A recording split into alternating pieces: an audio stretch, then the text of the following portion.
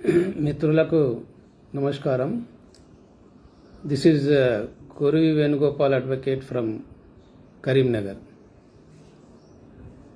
మనందరికీ అమితాబ్ బచ్చన్ గారు నిర్వహించేటువంటి కౌన్ బనేగా కరోడ్పతి అనేటువంటి కార్యక్రమం గురించి మనకు తెలుసు.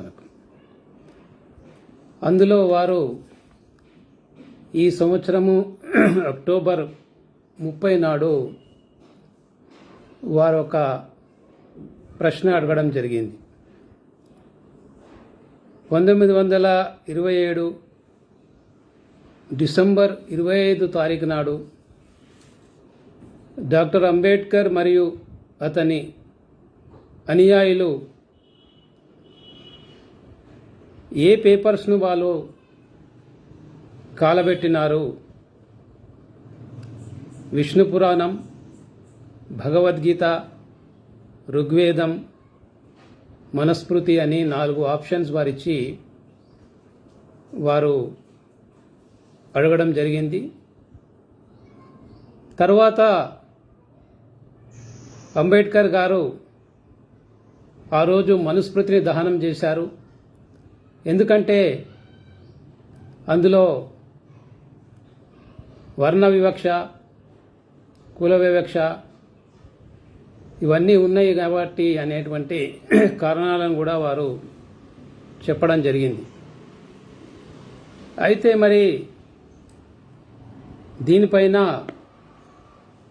మహారాష్ట్రలో ఉన్నటువంటి ఒక ఎమ్మెల్యే అయినటువంటి బీజేపీ ఎమ్మెల్యే అయినటువంటి అభిమన్యు పవార్ గారు పోలీస్ కంప్లైంట్ చేయడం, కేసు రిజిస్టర్ కావడం ఇవన్నీ కూడా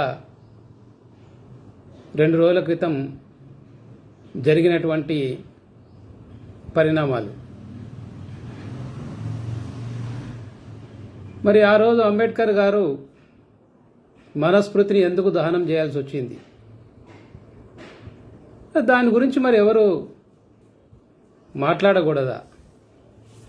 ఒకసారి నేను మీకు ఈ మనుస్మృతి అనేటువంటి పుస్తకాన్ని నేను చూపిస్తూ ఉన్నాను.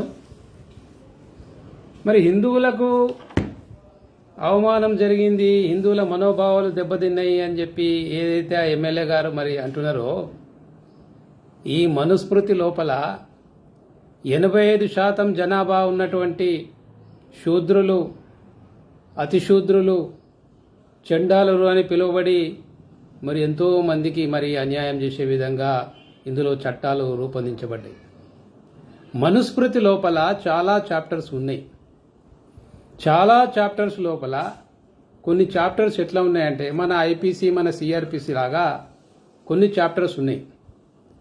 అక్కడ ఒక 2-3 విషయాలను నేను మీకు చదివి మరి నేను వినిపిస్తాను. హీన జాతులలో పుట్టినప్పటికీ ఉత్కృష్టమైన జాతి ధర్మాలతో ఎవరైతే జీవిస్తారో అట్టి వారిని కనిపెట్టి వాని ధనాలను రాజు చేత కొల్లగొట్టించి అట్టి వారికి దేశ బహిష్కరణ శిక్ష విధింపజేయాలి అని ఇక్కడ ఎవరైనా పాపం కష్టపడి డెవలప్ అయితే శూద్రులు వాని ఆస్తి గుంజుకోవాలని చెప్పి మరి ఇక్కడ ఉన్నది. అదేవిధంగా ఇంకొకటి నేను మీకు చెప్తాను. గుణవంతమైనదా కాదా అనే యాచన పక్కన పెట్టి తనకు నిర్దేశించిన ధర్మాన్నే తాను అనుష్ఠించాలి. ఇది అన్ని జాతులకు వర్తిస్తుంది. పరధర్మాలు పాటించడం వల్ల జాతి భ్రష్టుడు, తుదకు దేశ భ్రష్టుడు అవుతాడు. అంటే ఎవ్వరికి నిర్దేశించినటువంటి పనిని వారే చేయాలట. ఇంకొకటి నేను మీకు వినిపిస్తా. శూద్రుడు ధన సంపాదనలో సమర్థత ఉన్నప్పటికీ కుటుంబాన్ని పోషించడానికి మించిన ధనాన్ని సంపాదించకూడదు. ఆ విధంగా విరివిగా ధన సంపాదన చేస్తే ధర్మశాస్త్ర పరిజ్ఞాన శూన్యత చేత బ్రాహ్మణులనే హింసించగలడు. మరి మనుస్మృతిలో ఈ రకంగా మరి చాలా ఉన్నాయి. మరి దాదాపు ఒక 25% మనుస్మృతి ఈ రకంగానే ఉంది. ఇట్లాంటి సామాజిక వ్యవస్థ వల్ల భారత సమాజం మొత్తం కూడా సర్వనాశనం అయిపోయింది. భారతదేశం సర్వనాశనం అయిపోయింది. మరి నిజంగా ఎవరైనా హిందూ అనేటువంటి పౌరుషం ఉంటే, నేను హిందువును అనేటువంటి ఒక స్పృహ ఉంటే, ఈ రకంగా రాసినటువంటి వాటిని కాల్చేయాలన్నా కాల్చేయొద్దా? ఏ హిందువుల గురించి మాట్లాడుతుండు ఈ ఎమ్మెల్యే గారు?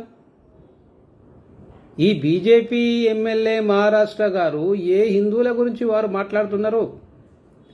85% హిందువులను అవమానం చేసి, అన్యాయం చేసి, అనగదొక్కబడేటువంటి ఒక పినల్ కోడ్ ఇక్కడ మనుస్మృతిలో ఉన్నది. కాబట్టి ఆ రోజు అంబేద్కర్ గారు దాన్ని దహనం చేశారు.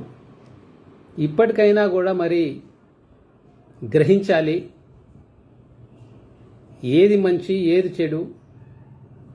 ఆ రోజు మరి దీన్ని దహించుండు కాబట్టి హిందూ మతం లోపల ఎన్నో సంస్కరణలు వచ్చి ఈరోజు మరి అది నిలదొక్కుని నిలబడ్డది. కాబట్టి కరెక్ట్గా అధ్యయనం చేసి కరెక్ట్గా ఆలోచించాలని వారి లాంటి వాళ్ళకు నేను విజ్ఞప్తి చేస్తూ, అట్లాంటి కేసులను మరి మహారాష్ట్ర ప్రభుత్వం ఉపసంహరించుకోవాలని కూడా మరి నేను వారికి విజ్ఞప్తి చేస్తూ ఉన్నాను. నమస్తే. జై భీమ్, జై భారత్.